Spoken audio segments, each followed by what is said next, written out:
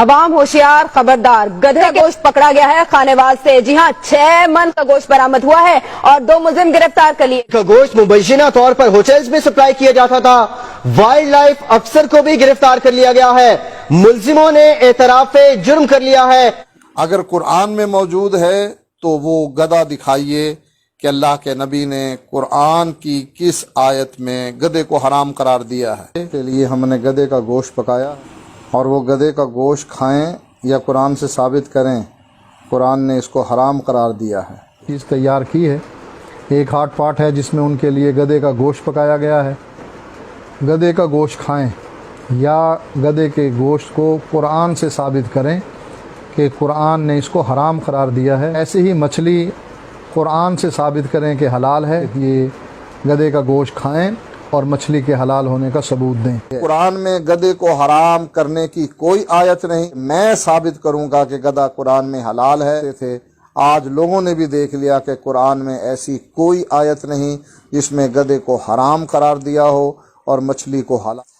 میں نے قرآن کی ایک آیت پڑھی تھی جس میں آپ کو بتلایا تھا کہ 4 چیزیں قرآن کی روح سے حرام ہیں، اس میں گدھا نہیں ہے، لہذا وہ آیت کا جواب آج تک نہیں آیا۔ ہمارا مطالبہ یہ تھا کہ قرآن مجید سے گدھے کے حرام ہونے کی ایک آیت پڑھ دیں اور مچھلی کے حلال ہونے کے لیے قرآن مجید سے ایک آیت پڑھ دیں۔ قرآن کی ایک آیت گدھے کے حرام ہونے کے بارے میں اور مچھلی کی ایک آیت کہ بغیر ذبح کیے ہوئے مچھلی حلال ہے مردہ حالت میں، وہ ہمیں دکھا دے۔ ہمارا تو مطالبہ ہی یہ تھا۔ کو تازہ مچھلی کھانے کے لیے بھی اسے اللہ کے نام پر ذبح کرنے کا حکم قرآن دے رہا ہے۔ آپ کو تازہ مچھلی کھانے کے لیے بھی اسے اللہ کے نام پر ذبح کرنے کا حکم قرآن دے رہا ہے۔ یہ مناظر بھی آپ دنیا نیوز کی اسکرین پر دیکھ رہے ہیں۔ پہلے اس قوم کو گدھوں کا گوشت کھلایا گیا ہے۔ جی ہاں، گدھے کے کھالوں پر تو پابندی لگا دی گئی، لیکن اب خانےوال میں تازہ واقعہ پیش آیا ہے۔ آپ ٹیلی ویژن اسکرین پر 2 افراد کو دیکھ سکتے ہیں جنہوں نے اعتراف بھی کر لیا۔ گوشت سپلائی کیا کرتے تھے۔ خانےوال سے 6 من کا گوشت برآمد ہوا ہے اور یہ دونوں ملزمان دھر لیے گئے ہیں۔ محکمہ وائلڈ لائف نے یہ کارروائی کی تھی جب انہیں اطلاع ملی اور ان کا یہ بتانا ہے کہ یہ گوشت مبینہ طور پر ہوٹلوں میں سپلائی کیا جاتا تھا۔ گرفتار ملزموں نے اعتراف جرم کر لیا۔ اسی بارے میں مزید جانتے ہیں دنیا نیوز کے نمائندے ساجد پرویز سے۔ ساجد، کیا طریقہ کار تھا ان لوگوں کا؟ معروف اہل حدیث عالم کا کہنا ہے کہ گدھا قرآن کی روح سے حلال ہے اور اس کی قربانی بھی جائز ہے، اور اس عید پر اہل حدیث علماء گائے بیل کی جگہ گدھے کی قربانی کریں گے، جبکہ اس کے مقابل دیوبندی عالم علامہ حضر حیات نے اہل حدیث عالم طالب الرحمان کو چیلنج کر دیا کہ اگر وہ قرآن سے گدھا حلال اور مچھلی حرام ثابت کر دے تو 1 حرف کے بدلے 1 لاکھ کا انعام دیا جائے گا، جس کی تفصیل اس ویڈیو کلپ میں واضح کی گئی ہے۔ میں نے قرآن کی ایک آیت پڑھی تھی جس میں آپ کو بتلایا تھا کہ 4 چیزیں قرآن کی روح سے حرام ہیں، اس میں گدھا نہیں ہے، لہذا وہ آیت کا جواب آج تک نہیں آیا۔ طالب الرحمان صاحب کہتے ہیں کہ میں نے قرآن کی ایک آیت پڑھی تھی، 4 چیزیں قرآن کی روح سے حرام ہیں، اس میں گدھا نہیں۔ طالب صاحب سورت اور آیت نمبر بتا کر اگلے کلپ میں پھر پڑھنا، اور جس کا ترجمہ یہ ہو کہ قرآن میں صرف 4 چیزیں حرام ہیں اور گدھا ان میں نہیں۔ اگر ایسی آیت آپ نے دکھا دی کہ قرآن میں صرف 4 چیزیں حرام ہیں اور ان میں گدھا شامل نہیں، تو اس ترجمے والی آیت کے 1 حرف پہ آپ کو 12 لاکھ انعام دوں گا۔ ذرا نکال قرآن سے۔ جھوٹ بولتا ہے، قرآن پہ عادت پڑ گئی۔ کیا شراب قرآن میں حرام نہیں؟ جوا قرآن میں حرام نہیں؟ سود کو قرآن نے حرام نہیں کہا؟ لوگوں کو دھوکہ دیتا ہے، صرف 4 چیزیں قرآن میں حرام ہیں اور کوئی قرآن میں چیز حرام نہیں۔ اسی آیت پہ میں نے پوچھا تھا کسر کون سا ہے، اسی آیت پر میں نے پوچھا تھا کہ جہاں پر کسر کی اگر وضاحت کرتے تو یہ چبل نہ لگاتے۔ اگلی دفعہ ذرا بیان کرنا اور پھر میں آپ پر جو تبصرہ کروں گا انشاءاللہ وہ قابل دید ہوگا، قابل ثبات ہوگا۔ نمبر 8، احمدہ و نصلی علی رسولہ الکریم۔ پچھلے کلپ میں ہم نے مچھلی کے بارے میں گفتگو کی کہ مچھلی میتا میں آتی ہے۔ اب ہم گدھے کے بارے میں بیان کریں گے کہ گدھا حرام ہے یا حلال۔ ہمارے نزدیک قرآن نے حرام قرار نہیں دیا۔ اب ہم تمہارے وہی حوالے پیش کریں گے جو تمہارے مولویوں نے بیان کیے ہیں، اور تمہاری وہ یہودیوں والی حرکت بھی بیان کریں گے کہ جس میں ہم نے وہ بات آیت پیش کی کہ احلت لکم بہیمۃ الانعام، کہ تمہارے لیے حلال کیے گئے ہیں کیا جو بہیمہ اور انعام، یہ دو الفاظ استعمال کیے گئے ہیں۔ اب تم نے انعام کا ذکر کر دیا اور بہیمہ کھا گئے، یعنی تم نے حرکت کی یہودیوں والی کہ بہیمہ کا ترجمہ بھی نہیں کیا، اس کی تشریح بھی نہیں کی اور چھپا لیا۔ اب آؤ میں تمہارے مولویوں کے زبانی بتلاتا ہوں کہ یہ احلت لکم بہیمۃ الانعام، بہیمہ کیا ہے اور انعام کیا ہے۔ یہ میرے ہاتھ میں معارف القرآن جلد 3 صفحہ نمبر 11 ہے، مولانا محمد شفیع مفتی اعظم پاکستان کی۔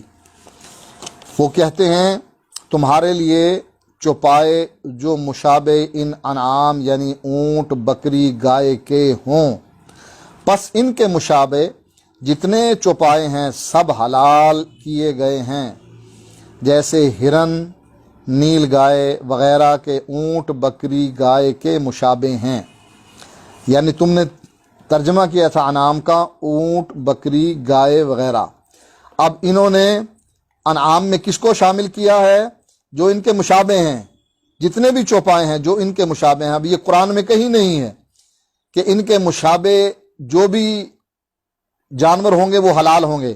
اللہ نے انعام کا ذکر کیا اور تم نے بھی بتایا کہ انعام ان جانوروں کو کہتے ہیں، اونٹ، بکری، گائے، لیکن ہرن، نیل گائے یہ اس میں شامل ہیں یا نہیں ہیں؟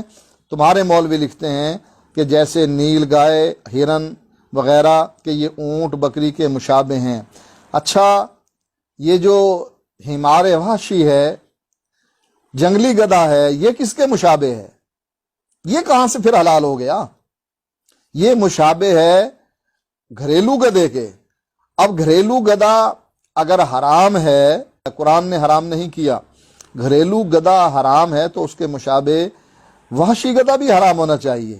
لیکن اب میں زیادہ جو بحث کرنا چاہتا ہوں، تم نے انعام پر بحث کی، میں بہیمہ پر، تمہارے مولویوں کی زبانی صفحہ نمبر 11 پر لکھتے ہیں ان بہائم کے جو کہ دوسرے دلائل شریعہ حدیث وغیرہ سے مخصوص اور مستثنا ہیں، جیسے گدھا، خچر وغیرہ۔ کہتے ہیں انعام میں وہ درندے اور شکاری جانور نہیں، انعام سے استثناء کیا ہے درندے اور شکاری جانور کا۔ کس آیت کے ذریعے؟ حدیث کے ذریعے یا قرآن کے ذریعے؟ نکالو وہ آیت، گھڑو آیت محمود الحسن دیوبندی کی طرح اور کہو کہ یہ دیکھو قرآن نے کہا ہے کہ درندے اور شکاری جانور بھی حرام ہیں۔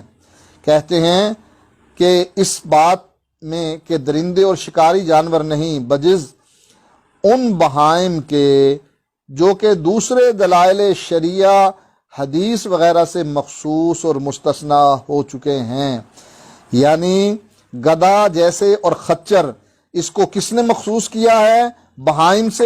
اللہ نے بہیمۃ الانعام، بہیمہ اور انعام دونوں کو اللہ نے حلال کیا ہے۔ اب ثابت ہوا کہ قرآن کچھ کہہ رہا ہے اور حدیث کچھ کہہ رہی ہے، تو بہیمۃ الانعام کا ترجمہ اور تشریح ہم یہ کریں گے کہ اللہ نے بہیمۃ الانعام کو حلال قرار دیا ہے، جو چوپائے ہیں، اور گدھا بھی چوپائے میں شامل ہے۔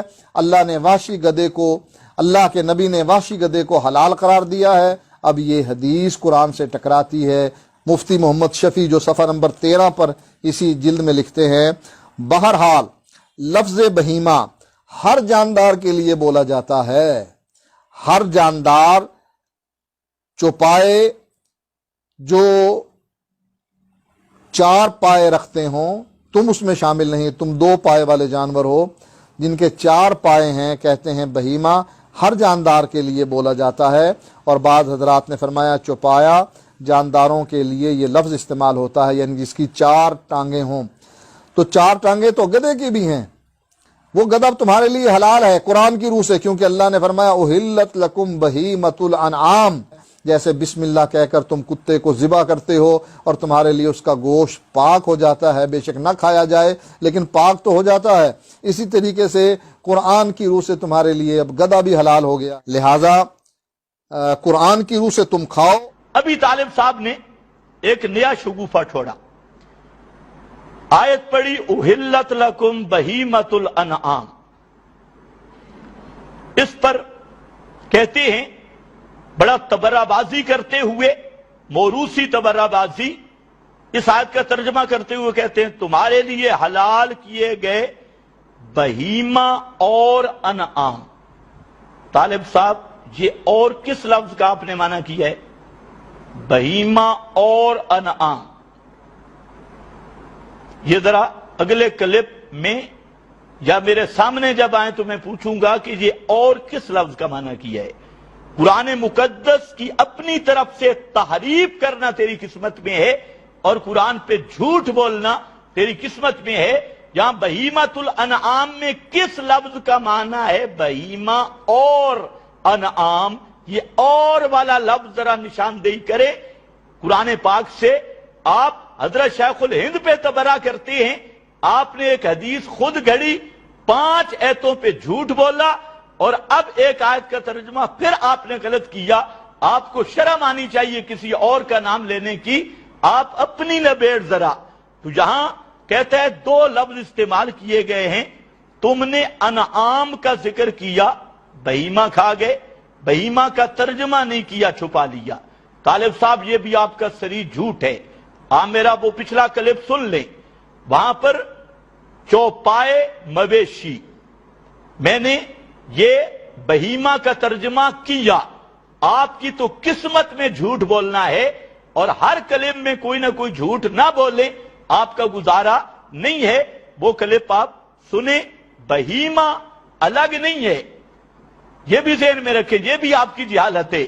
یہاں پر بہیمۃ الانعام ہے، اور طالب صاحب ذرا خیال کرنا، کہتا ہے کہ انہوں نے انعام کی بات کی ہے، میں بہیمہ کی بات کرتا ہوں۔ تو یہاں صرف بہیمہ نہیں، بہیمۃ الانعام ہے۔ اور افسوس اس بات کا ہے کہ آپ کی جہالت اس درجے کی ہے کہ آپ نہ قرآن سمجھتے ہیں نہ حدیث سمجھتے ہیں۔ اب جہاں پر ذرا غور کر لیں، یہ بہیمہ مضاف ہے، الانعام مضاف الیہ ہے، اور یہ اضافت مفسرین حضرات سب نے، نواب صدیق حسن کو دیکھ لے، مدارک، ابو سعود، روح المعانی، کوئی کتاب تفسیر کی اٹھائیں تو سب حضرات نے یہ لکھا کہ جہاں اضافت جو ہے یہ بیانیہ ہے۔ اس بات کو ذرا سمجھنا ہے، اضافت بیانیہ یا اضافت العام الی الخاص کے قبیل سے ہے۔ تو اب ذرا آپ کو اللہ کرے سمجھ آئے، ہے بڑی مشکل بات، آپ کے لیے مشکل ہے، طالب علموں کے لیے آسان ہے۔ جب اضافت بیانیہ ہے تو بہیمہ سے مراد انعام ہے، تو بہیمہ سے مراد انعام ہے۔ تو آپ کا یہ کہنا کہ انعام کی تشریح کی ہے، بہیمہ کی نہیں کی، یہ ابو جہل سے بھی بڑھ کے جہالت ہے، اور اتنی جہالت پادریوں اور پنڈتوں میں بھی نہیں جتنے آپ جاہل ہیں، اور مناظرہ کرنے کا بڑا شوق ہے آپ کو۔ اب اہل حدیث علماء سے بھی میری گزارش ہے کہ اس جاہل کی یہ جہالت بھی ملاحظہ فرمائیں کہ بہیمۃ الانعام کی اضافت بھی معلوم نہیں۔ اگر اضافت بیانیہ تو پھر بہیمہ وہی انعام ہے ایک، اور اس کی بھی ذرا وضاحت کرنا کہ بہیمہ کو انعام کے ساتھ مقید کیوں کیا، صرف بہیمہ کیوں نہیں ذکر کیا، اس پہ بھی ذرا غور کرنا۔ تو آپ نے جتنی عبارتیں پیش کی سب کے جواب اس جملے میں آ گئے۔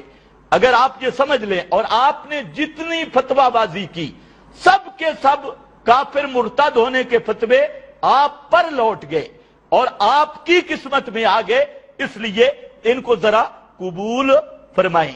اور تیسری بات یہ بھی سن لیں کہ یہ بہیمۃ الانعام کی تفسیر تفسیر کا پہلا درجہ تفسیر القرآن بالقرآن، تو یہ تفسیر خود سورۃ الانعام آیت نمبر 143 میں بہیمۃ الانعام کی تفسیر موجود ہے کہ وہ بہیمۃ الانعام کیا چیزیں ہیں، وہ 8 جوڑے ہیں، 8 جوڑے، اور اسی کو تمام مفسرین حضرات نے یہاں پر لکھا ہے آپ میں اگر جرت ہے تو اس 8 ازواج میں اپنے والا ذرا گدھا داخل کر کے دکھائیں، وہاں اونٹ، بکری، بھیڑ وغیرہ جو آپ کے مفسرین نے بھی لکھا، اہل حدیث نے بھی، ہمارے اور وہاں پر صراحتاً موجود ہے۔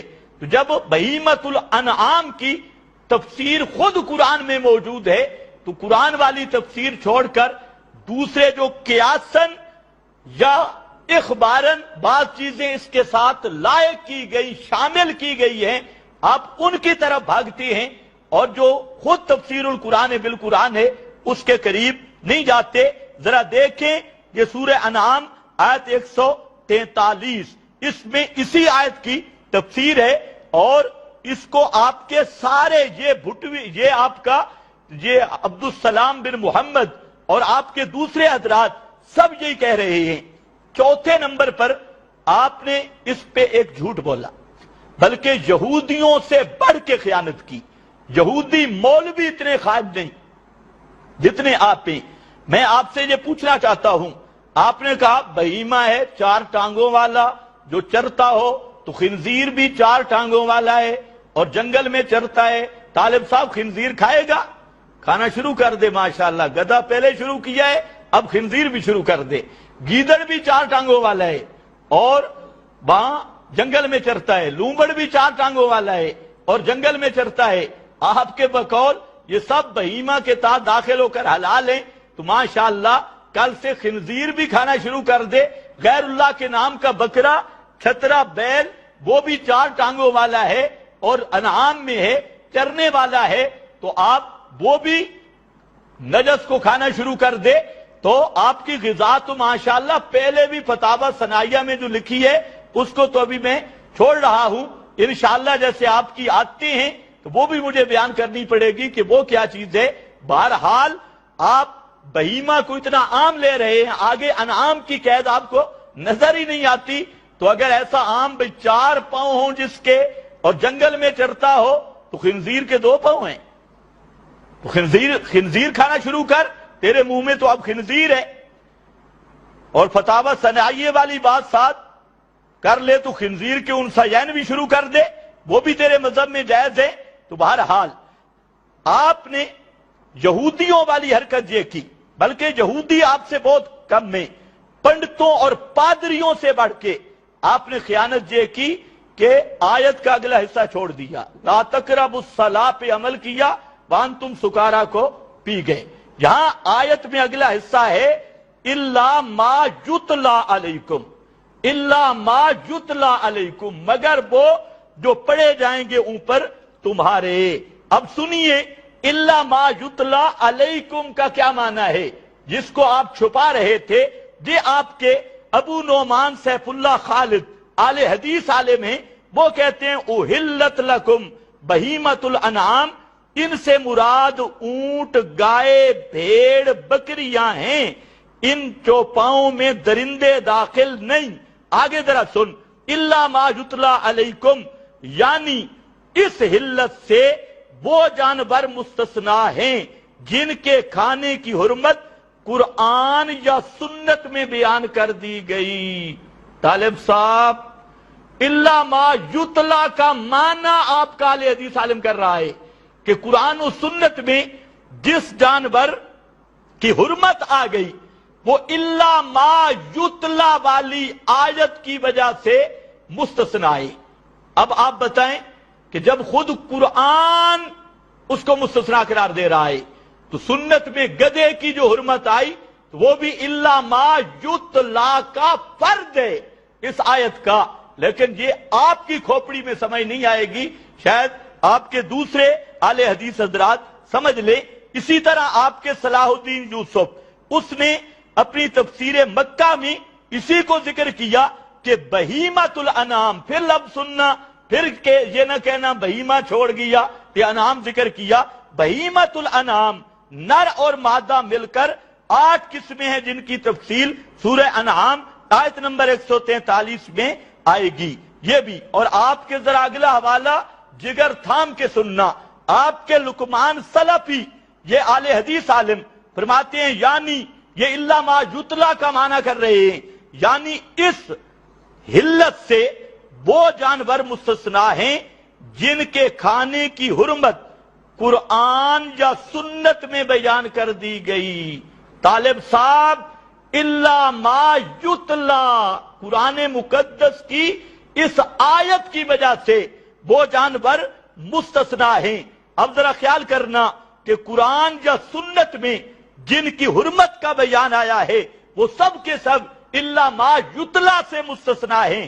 اور ابھی ذرا دیکھنا ہے اگلی، کہتے ہیں سورہ مائدہ کی آیت نمبر 3 حرمت علیکم المیتہ میں جو کچھ بیان ہوا ہے یا نبی کریم صلی اللہ علیہ وسلم کا وہ قول جو ابھی گزرا ہے کہ ہر ناخن والے جانور اور ہر پنجہ والی چڑیا کا کھانا حرام ہے، آیت کے اس حصہ سے، اس کو طالب صاحب اللہ آپ کو ہدایت دے، اس کو بھی سنو، آیت کے اس حصہ سے یہ بھی معلوم ہوا کہ رسول اللہ صلی اللہ علیہ وسلم کی ہر سنت کتاب اللہ میں داخل ہے، رسول اللہ کی ہر سنت کتاب اللہ میں داخل ہے، اور تو جھگڑا ڈال رہا ہے کہ حدیث قرآن کے مقابل، حدیث قرآن کے مقابل، حدیث قرآن کے مقابل، یہ آپ کا بزرگ کہتا ہے ہر سنت کتاب اللہ میں داخل ہے۔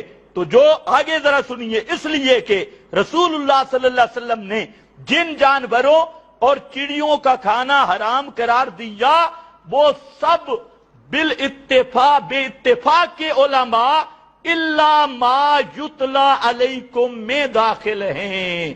جن چیزوں، یہی بات میں بیان کر رہا تھا کہ پیغمبر کا بیان، وہ پیغمبر کا فرمان، وہ بیان قرآن ہے۔ اب ذرا فیصلہ کر کہ آپ کا یہ سلفی مرتد ہے یا آپ مرتد ہیں، آپ کافر ہیں، یہ آپ کی زبان ہے اور آپ کی تہذیب ہے، میں اس کو پسند نہیں کرتا۔ آگے اس کی ایک دلیل وہ مزدور والی حدیث بھی ہے جس کے باپ نے آ کر رسول اللہ صلی اللہ علیہ وسلم سے کہا کہ یا رسول اللہ میرا یہ لڑکا فلاں کے ہاں مزدوری کرتا تھا، اس کی بیوی کے ساتھ زنا کیا، اس بارے میں فیصلہ کر دیجئے۔ تو آپ نے فرمایا لَأَقْضِيَنَّ بَيْنَكُمَا بِكِتَابِ اللَّهِ کہ میں تم دونوں کے درمیان کتاب اللہ کے مطابق فیصلہ کروں گا، حالانکہ رجم قرآن کریم میں منصوص نہیں۔ طالب صاحب کچھ شرم ہو، کچھ حیا ہو تو آپ کے لیے یہ کافی ہے کہ آپ کا خود وہی بات جو میں کر رہا تھا کہ رسول کا جو فیصلہ ہے اس کا ماخذ قرآن ہے، اور اب اس نے حدیث، اور یہ آپ کے اس میں بھی موجود ہے، فتاوی میں بھی موجود ہے، اور اسی طرح آپ کے سلفی اثری محمد اسماعیل اثری نے بھی اس کو لکھا، اور حضرات نے بھی لکھا، زبیر علی زئی نے بھی لکھا۔ اور اس حدیث کی روح سے چونکہ پیغمبر کا فیصلہ وہ قرآن سے ماخوذ ہے، اس لیے پیغمبر کے فیصلے کو قرآن کا فیصلہ قرار دیا گیا ہے، اور آپ کا اپنا مولوی یہی بات لکھ رہا ہے، یہ تحسیر الرحمان ہے لے بیان القرآن۔ اگر کچھ اللہ آپ کو عقل دے تو آپ کے سب اعتراضوں کا جواب ہو گیا، اور بے حیا باشرچ خواہی کن، اس کا کوئی علاج نہیں۔ اسی طرح امام قرطبی اس مقام پر مفسر قرطبی وہ فرماتے ہیں فبہیمۃ الانعام، یہ بہیمۃ الانعام کی بات کر رہا ہے، ہی الراعی من ذوات الاربع۔ اس کے بعد کہتے ہیں قلت فعلی ھذا یدخل فیھا ذوات الحوافر، کہتے ہیں تو کہے گا کہ پھر بہیمہ میں ذوات الحوافر، یہ سنبو والا گدھا وغیرہ یہ بھی داخل ہے، یہ بھی داخل ہے، لأنہا رائیۃ، کیونکہ یہ بھی چرنے والا ہے جس کا آپ ذکر کر رہے تھے۔ تو فرماتی ہیں وَلَيْسَ كَذَلِكَ، یہ بات نہیں کہ بہیمہ اور انعام میں یہ گدھا داخل ہو بہیمۃ الانعام میں، یا خچر داخل ہو۔ فرماتی ہیں اس لیے کہ اللہ تعالیٰ نے فرمایا بل انعام خلقہا لکم، یہ سورۃ النحل، اس پر ثم عطف علیہا قولہ والخیل والبغال والحمیرا، سورۃ النحل آیت 8۔ اللہ تعالیٰ نے پہلے ذکر کیا والانعام خلقہا، اور اس کے بعد اس پر عطف ڈالا والخیل والبغال والحمیرا فلما استانف ذکرہا وعطف علی الانعام، جب اللہ نے اس کا ذکر مستقل کیا اور ماقبل پہ عطف ڈالا، امام قرطبی کہتے ہیں دل علی انہا لیست منہا، تو اس بات کی دلیل ہے کہ یہ خچر اور گدھا یہ بہیمۃ الانعام کا فرد نہیں ہے۔ یہ آپ کے مولوی صاحب بھی کہتے ہیں، اور امام قرطبی آپ کے نواب صدیق حسن خان فتح البیان میں فرماتے ہیں کلو ذی ناب خارج عن حد الانعام، اسی بہیمۃ الانعام کی بات میں فرماتے ہیں کہ ہر ذی ناب وہ اس سے خارج ہے، بلا یدخل فیہا ذوات الحوافر، اور اس میں حافر یعنی گدھا خچر وغیرہ وہ بھی داخل نہیں، فی قول جمیع اہل اللغہ، تمام اہل لغت کا یہی قول ہے۔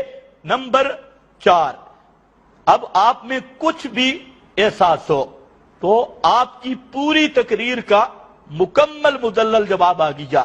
چوتھے نمبر پر آپ نے معارف القرآن حقانی عثمانی وغیرہ سے بعض عبارتیں پیش کرنے کی کوشش کی، لیکن اسی طرح جیسے میں نے جواب دیا ان سب عبارتوں میں ایک عبارت بھی آپ ایسی پیش نہیں کر سکے جس میں یہ ہو کہ بہیمۃ الانعام میں یا حدیث اور قرآن کا تقابل ہے، اور بہیمۃ الانعام میں گدھا داخل ہے اور قرآن و حدیث کا تقابل ہے جو آپ کا دعویٰ ہے، تو ان کتابوں میں سے ایک عبارت بھی آپ الحمدللہ پیش نہیں کر سکے۔